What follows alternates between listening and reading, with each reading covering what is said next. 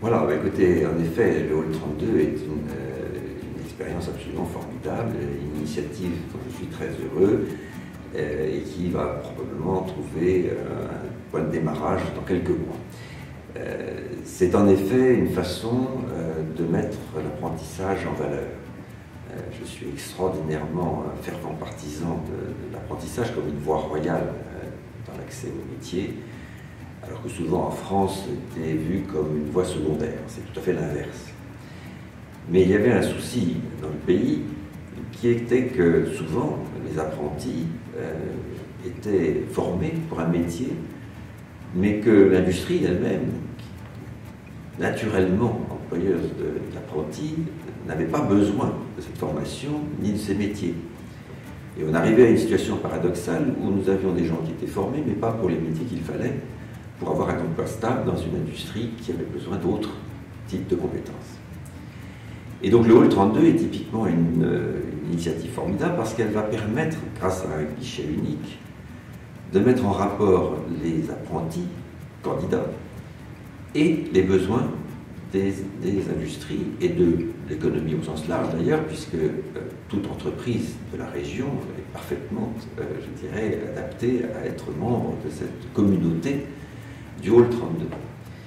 Et donc nous allons pouvoir corriger un des défauts de la vie économique française aujourd'hui qui crée un chômage structurel puisqu'il y a inadéquation entre la formation et souvent les besoins.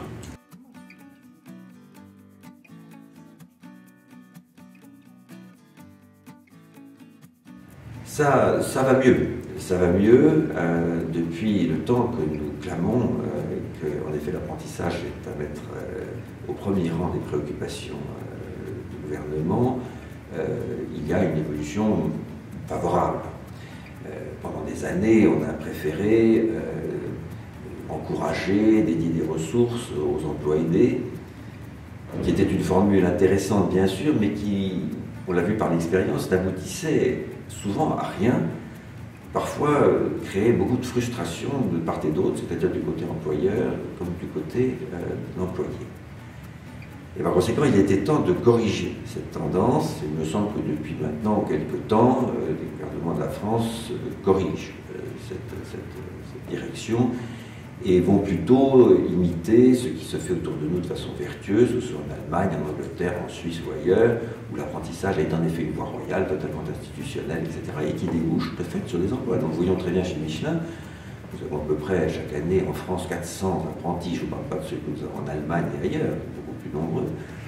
Mais en France, ces 400 apprentis sont extrêmement heureux, l'expriment d'ailleurs, apprennent un métier et trouvent tous systématiquement un emploi.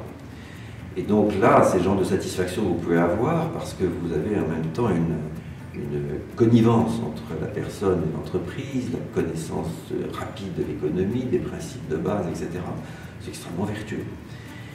Et au fond, voilà, c'est peut-être parce qu'en France, il faut beaucoup de temps pour faire bouger les choses. Il y a parfois des dogmes qui empêchent de bouger. Je pense que l'apprentissage a été victime d'un de ces dogmes. Il y avait même parfois des situations tout à fait invraisemblables où l'éducation nationale elle-même n'encourageait pas l'apprentissage parce qu'elle indiquait aux parents que ce n'était pas la bonne voie à suivre. Et au fond, je crois que ça, c'est tout de même en train de changer. Et l'éducation nationale elle-même, je crois, est en train de changer là-dessus. Donc c'est très très heureux.